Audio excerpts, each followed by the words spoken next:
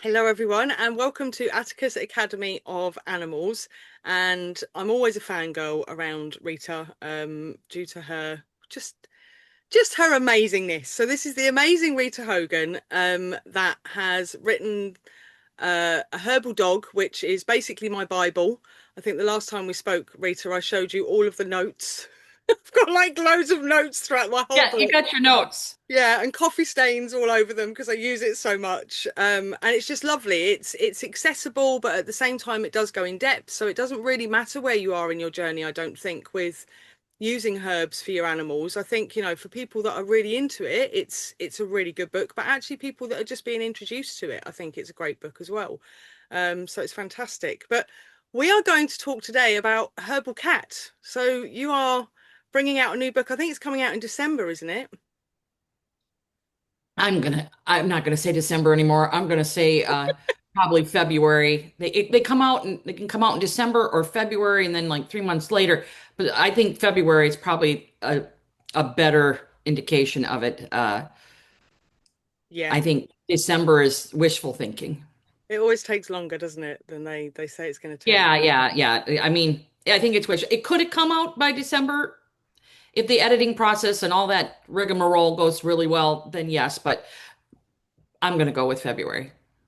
So what made you write The Herbal Cat after, the Herbal Dog is obviously really successful, and what was your drive to writing The Herbal Cat? And it's you and two other people, isn't it, that's involved in the Yes. book? So Jay and Adrian, Jay Kennedy and Adrian Lefebvre, which is a French name that I cannot pronounce. Um, the two crazy cat ladies, I've known them for quite a while, probably like 4 years, 4 or 5 years, and um, I've learned so much from my cats about my cats from them, like so much. Things that I didn't even consider, like. I'm like, God, I've never even asked myself that question. Like we were talking the other day, and I was writing a part of the book, and I was editing a part that they wrote, and I was like, I never even considered that cats aren't pack animals. Like it didn't even enter my mind. Like why would it? It didn't enter my mind. Like because my head is always on most of the time on dog mode, right? Yeah. So I'm like, oh my God, I didn't even consider that. And then I started looking at my two boys and my two cats that I am gaga over. I've had cats my whole life, but these two are just amazing. I mean, they're so wonderful. So I definitely are my heart cats. And they just love each other. But they have these moments where, Oscar, who's the big one, he probably weighs about 22 pounds. He's a rag doll. I mean, he will knock Carl off the cupboard for food. Like he'll be like, yeah, whatever. And so I started feeding them apart, and it's worked so much better. Like I put Carl in the bedroom to eat, and he eats on the carpet, little rug, and then and then I pick it up, and then we're done. And it works so much better. Carl has a huge prey drive, and so I've learned so much from them about prey driving cats, and they are not pack animals. They're solitary ant creatures, and they can bond with other cats. But now all of my cats' behaviors are really coming to light, and I'm understanding them. Where I've always been a one cat person, except when I was a kid, we had lived on a farm, so we had multiple cats. The farm But cats. I Yes. didn't, I didn't pay attention to any of that when I was a kid, right? But like, I'm just like, oh, this is why they're doing that. This is why they're doing that. So the front of the book, the first half of the book is all about cat behavior, lifestyle, feeding cats. Um, so many this like there's one chapter that we have, it's the secret life of cats. There are things that people don't even realize about cats. And um, I can't wait to read the book. Like they can't wait to I read can't my wait to read the book. and I they know can't. it might be the first book you ever read, Dan. Yeah, yeah. I'm going to be your first purchase, I'm afraid. Yeah, and so yeah, it's really interesting in that um I'm definitely learning from them and they're learning from me. Like I can do cats for herbs for cats all day long, or homeopathy, and we have some really great contributors to the book. Like I'm really excited. Like um, Brendan is he's I think he's head of the Homeopathic Veterinary Society in the The UK. Raw Pet Medics, the yeah, Brendan he does Brendan the Raw Clark. Pet Medic. Yeah, yeah, Yeah, he's great, Brendan is Brendan, isn't he? contributing. Hopefully, Dr. Linda Loudon is contributing. Carolyn Ingraham is contributing. Hopefully, Peter Tobias is contributing. Katie, Katie, I can't. Woodley is contributing. Uh, the guy from Australia, the mushroom dude, Lee Carroll is contributing. And we have just all these people that are giving us really great information and just kind of like amplifying what we're saying in certain parts of the book, which I Yeah, love. I had a lot of that in my herbal dog book, and I think it helps. And I love, hearing what they have to say. We're covering essential oils for cats. Um, and Caroline's going to, have probably a half a page in there about explaining, the pathways in which cats deal with essential oils. And her and I are on the same page in that I don't use essential oils on cats unless it's self-selection and through inhalation. I don't yeah. use them any other way. And they have a profound effect in that manner. And Do they? so So when excited. you look at the essential oils, because I know that essential oils, you've got to be so much more careful around when you have to be around with dogs, but with cats, especially careful. Is it the same with herbs as well with cats? Do you have to be a lot more careful with herbs with cats than you I do don't, dogs? well, the interesting thing is that I was writing the other day about dosing, um, and disguising herbal remedies it was the art of the disguise. It was a section of a chapter, and you know, sometimes you have to disguise certain things with cats because their sense of smell is just extraordinary and or extraordinary, and it it depends on the herb, right? And most cats do self-selection with a lot of herbal remedies like dried and fresh. Um, some herbs you can't give fresh and some herbs you shouldn't give dry. So, I always deal with that in my books, but it, it depends on the delivery system. And if you're giving like an extract or a tincture, to your cat, um, the dosages are so small. Yeah, There's part it's almost the same part. I just had to adapt it for cats in the herbal dog where I talk about alcohol for giving alcohol to dogs. Cats are a little more sensitive than dogs. that's interesting. But I've been using alcoholic tinctures with cats forever because the issue is I don't think I've ever used more than 6 drops, little tiny itsy bitsy drops of an alcoholic tincture with a cat. And it takes about 7 drops to equal 1 drop of diluted alcohol. Actually, And it's alcohol. it's diluted. And so um, the taste of alcohol is very dominant, right? So it's very dominant and cats don't necessarily like it. So I just disguise it or I put it in a little bit of water and like Carl and we really drive home that cats are individuals, just like dogs. Carl does not care. What I do is I back Carl into my armpit on the counter, right? We put on the counter and I back him into my armpit and then I hold him here and I tell him how beautiful he is. And then I just shove it in the side right here and we're done because it's such a small amount, right?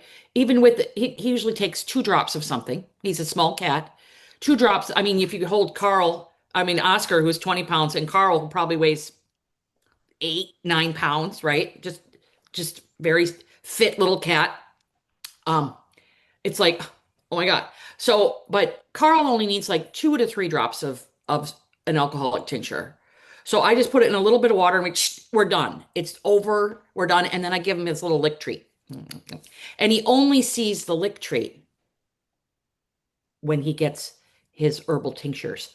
That's it. He never sees it otherwise because I even got the more natural one. They're not a healthy treat. Yeah, Um, but they're so great for that. I did write in the book on how to make your own lick treats, and they work really well. But so he gets just a little smidge of it, right? Then it goes back in the fridge. But like he gets a little smidge of it, and then he's like, "I love it," and I'm gone. Whereas Oski, he's not having it. He's not having it with anything. He's like, no, no. So what I do with Oski is I stick a tiny hole in a little cube of chicken breast, raw chicken breast. I stick a little hole with this little metal thing. I go chip, and then I drip it in the hole, right? Two little drops, and then he just eats his chicken, and it's Nice. done.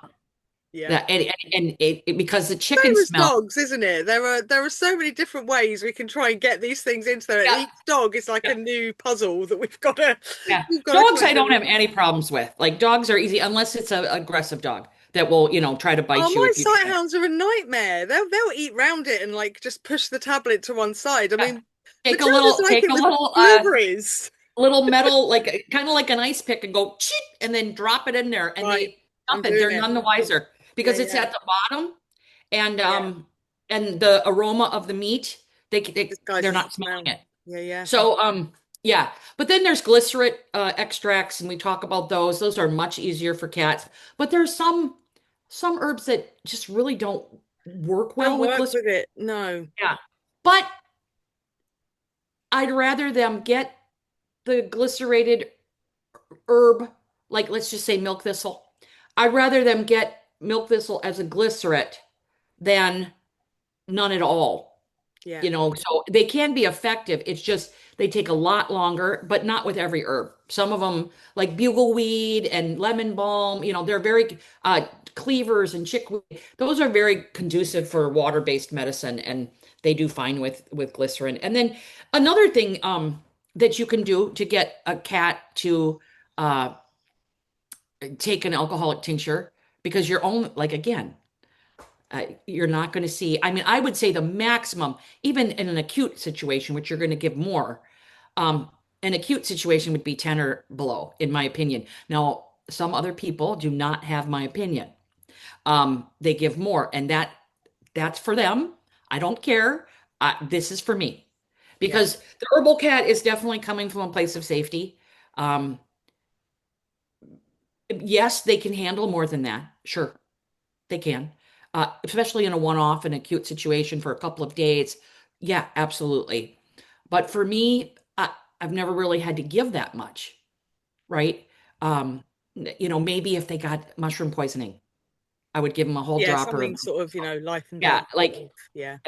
yeah, absolutely. But that's a once in a like lifetime occurrence, and So that's a really good point with the whole acute, because I think in the West I always find that we're so focused on these types of things being used to fix something when something's gone wrong, right? So when there's an acute issue, oh God, we need to use herbs or allopathic medicine or whatever it is. And yet herbs can be used all the time, right? As a preventer. I mean, we have herbs in our food all the time. And so can you tell people a bit about how we can use herbs sort of, or would we use herbs with cats in this way, that there it is more of a preventative, like keeping them healthy oh yeah, absolutely. I than just wanted to anything. finish my sentence on the another way to get them to take Sorry, a Rita. Yes. tincture. Oh no, I will do that address is that you can take a couple drops and put it in like 5 milliliters of glycerin and just mix Yeah, it yeah. up a little bit and use that. And I've really never had a problem with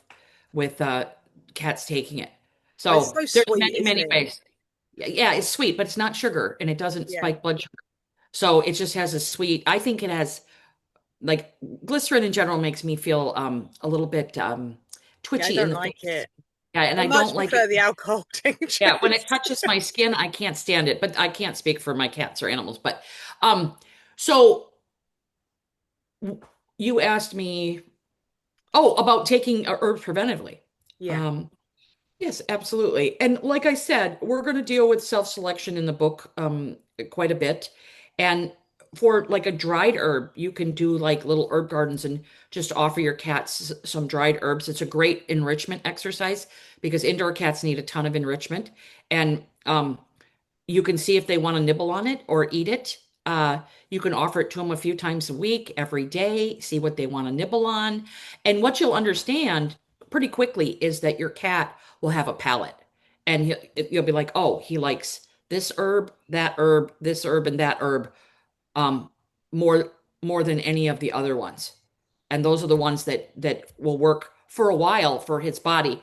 Or you can give things to uh, medicine, like seasonal healing, right?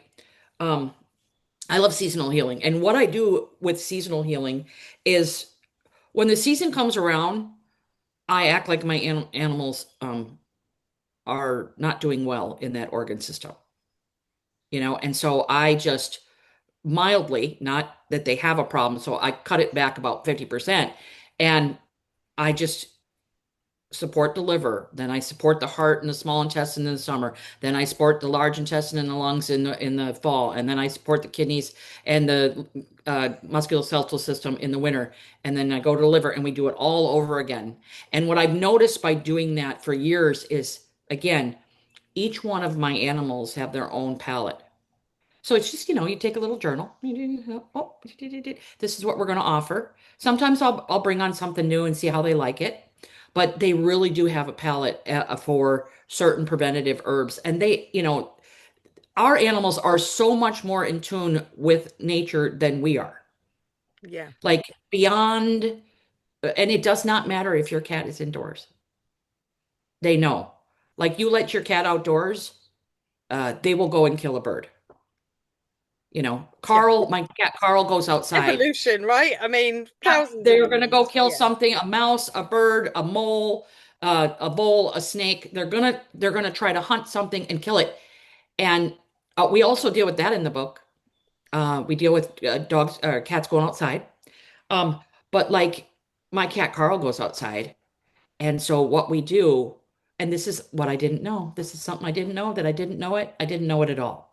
Orange cats don't are not good hunters because they're orange. And birds can see orange. They see orange very brightly. Wow. Most cats are white or a mix of gray, black, right? Or the Russian blues, but that's still a gray. And when you look at cats, they're a mixture of white, gray, cream, that muted palette. Then you have the orange kitty, like, hello. But I learned Carl's a gray cat. Um, like tiger striped gray, fluffy, half fluff. And he wears a rainbow collar, rainbow like a scrunchie for your hair. You know, he wears a rainbow scrunchie that goes over his collar and his tracker. Uh, and he's not killing birds anymore That's because interesting. he can't get to them. And he wears two big bells that hang off his collar as well. But since we added um the rainbow collar, bright colors, the birds see him a Yeah, mile they away. see him. Yeah. And they go. And he's like, Interesting. what? What? He's still killing. We still see the occasional like mole in the yard, and I know it's him. But his main thing was killing birds. And so, and I don't want him to kill our birdie friends. So, that's not right for my birdie friends. I spent a lot of time interacting with the birds here, and I'm like, no, Carl. So that's been amazing, and I learned that, and I'm like, people need to know this, and we also have a tracker on him, you know. Yeah, I Uh, love that idea to know where they're going, especially cats. That must be so interesting. well, I'm not a big fan of tech on our animals. However, Carl's life, and we talk about a lot about enrichment. Carl isn't happy on the inside completely. And he's one of those little cats that he gets, like Oski goes out in the front of his yard, in our yard on a harness or by himself. He doesn't go out of the privacy fence. He's very well behaved. He loves being outside and rolling in the dirt. Carl has to immediately climb the fence and leave, even if it's just to get to the other side. And he gets frustrated and stressed out in the house if anyone's doing anything like even turning on the coffee grinder. He doesn't like, so we use flower essences for that, but he's much happier cat when he goes outside. And so he only wears his tech when he's outside. and then we turn it off and put it away.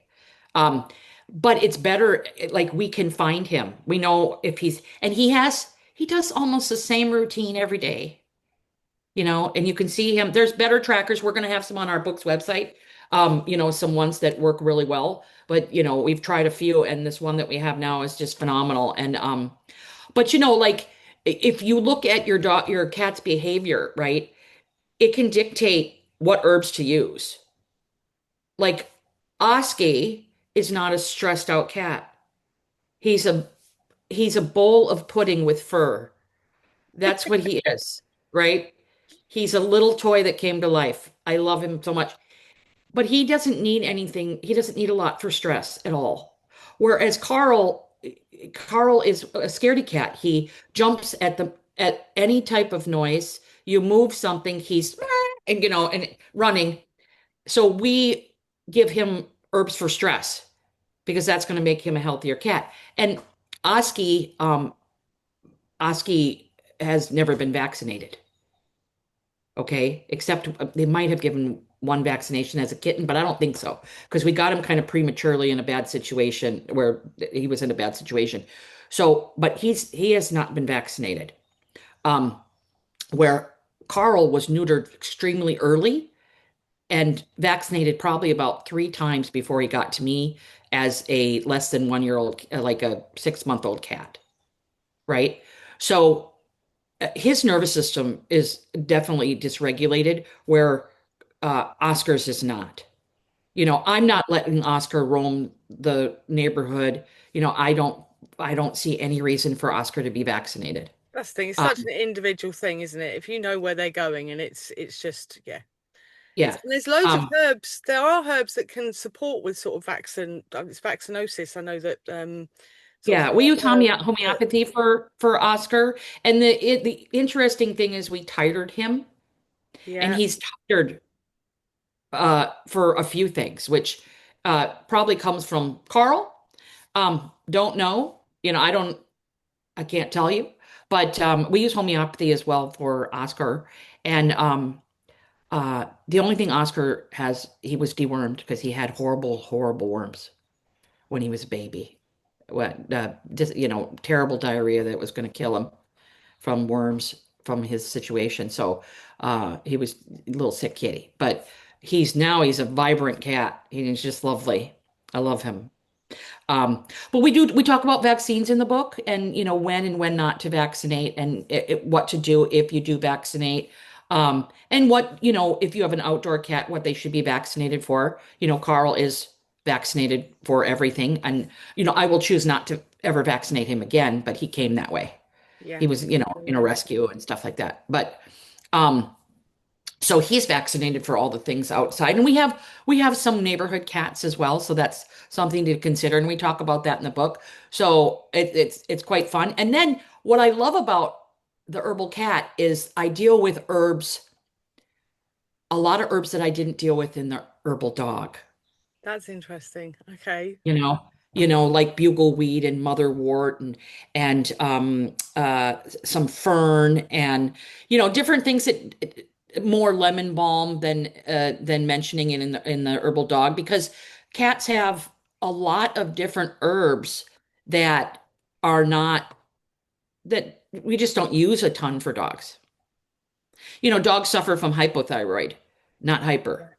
And cats suffer from kidney disease and hyperthyroid at such I mean, usually kidney disease is the number one killer in cats, I believe, because of the dry food, the dryness. So the book talks about moisture and dryness a ton, whereas the herbal dog did not talk about that. More dogs are damp than they are dry. So more cats are dry than they are damp.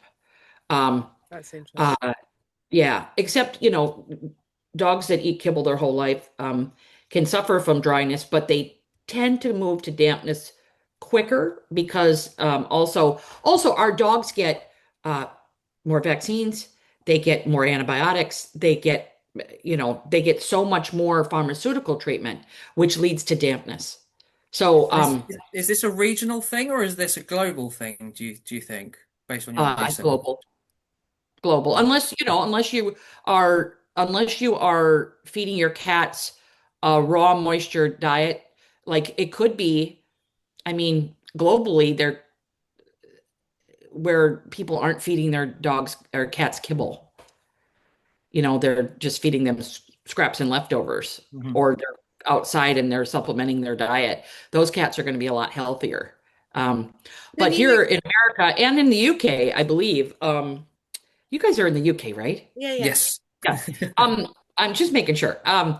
Uh, in the UK, kibble is fed, Mhm. it's being used, and it's just at such a detriment to cats.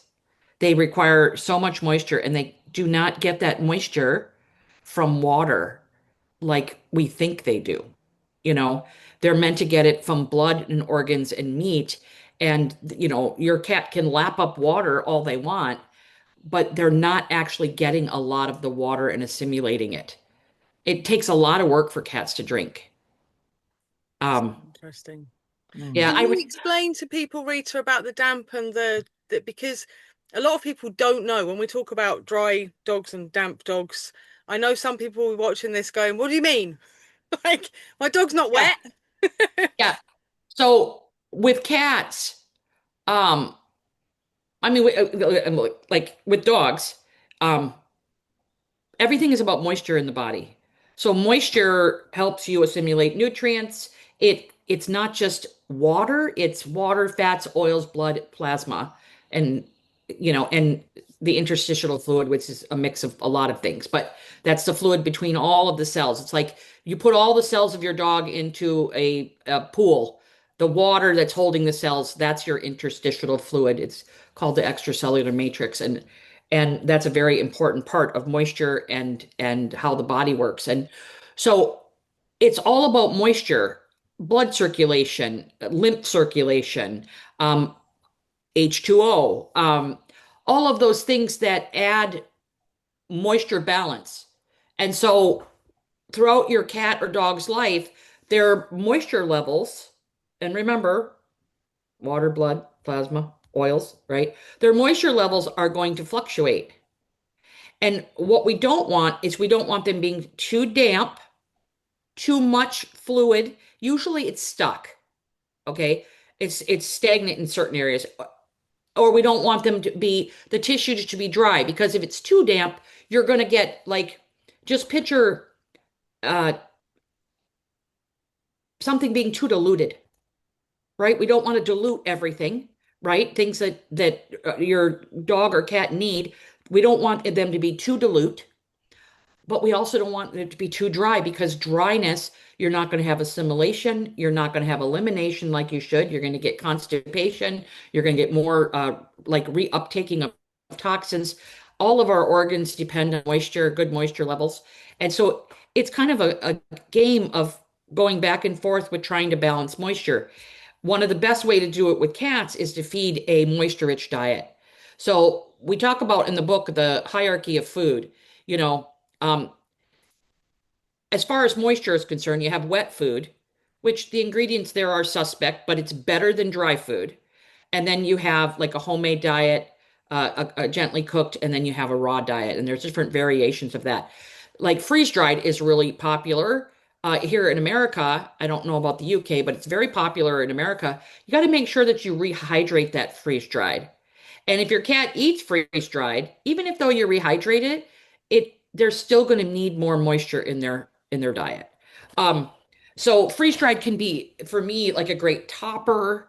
Um, it can be great for a few meals a week and things like that, but you still want to add in that moisture rich food. And when you have enough moisture in cats, you're not going to get the kidney disease that you would normally do because moisture, your kidneys depend on a good moisture balance. And with too much dry and too much damp, with dry, you don't get enough minerals, right? You don't get enough minerals, and the kidney absolutely depends on a good mineral base. It absolutely has to have it. And this is a problem with dogs, cats, humans. I can't speak to other species, horses as well. We need a good mineral base. And if an animal is too damp, then you get a dilution of minerals. and they're not going where they need to be. So it's all about balancing moisture in the body. I talk a lot about that in the herbal dog, but we'll be talking about it again from a different perspective in the herbal cat. And it's more important in cats than it is dogs, um, That's interesting. Well, I because suppose of they're their obligate carnivores, aren't they? So, I mean, it makes sense really that they they're need eating dry that. food every day, and um, they're eating dry food every day, and they do not. The key is like, well, okay, my dog eats dry food every day, right? Not my dog, but like someone could say, my dog eats dry food every day. The key difference is how your animal absorbs moisture and how they deal with moisture. I read the most ridiculous thing on the internet the other day when I was doing some research about cat tongues in general, just answering a couple questions, and it said that the cat, um, something about it, how their mouth is set up that they easily absorb water, and it was so far from the truth. I'm like that is crazy. Have you looked at any of research? Like that's crazy. And I didn't Good pay old them. online education, eh? I'm like, oh my God. I'm like, oh Jesus. But and that's one of the reasons why we're writing the Herbal Cat. And you asked me when we first started this conversation, like, why are you writing it? When I did my book tour all over the world, people are like, I have a cat. What do I do about a cat? This is the information apply to cats. Yeah, I address cats in just two tiny little ways in the herbal dog in the back of the section, the materia medica where all the herb stuff is, if they're okay for cats, and then how to dose a cat. That's it. I don't really talk about cats. And so I decided I'm going to pitch this to my publishers. And a lot of people they said, publishers, they won't publish a cat book like that. you know, People aren't going to be interested. Cat people don't read. Cat people aren't interested in that. Cat people this and cat people that. Well, there's a lot more ways to take in information these days. It will be on audio. It will be an ebook.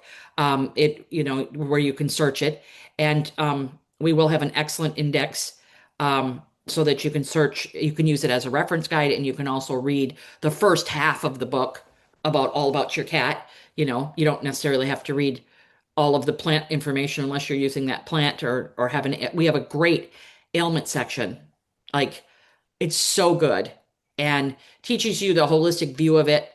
But um, I think cats people deserve this information. And when I was looking, I'm like, well, I can't write this by myself.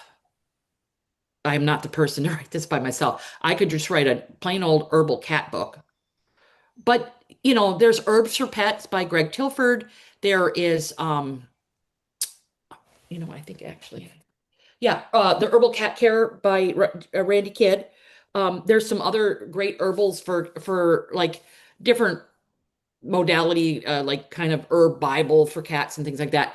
There's things like that, but um, I want I wanted real life information from people that have been doing it a long time. And Jay and Adrian have been living and breathing multiple, multiple, multiple cats for 2 decades or more. And so I pitched it to them.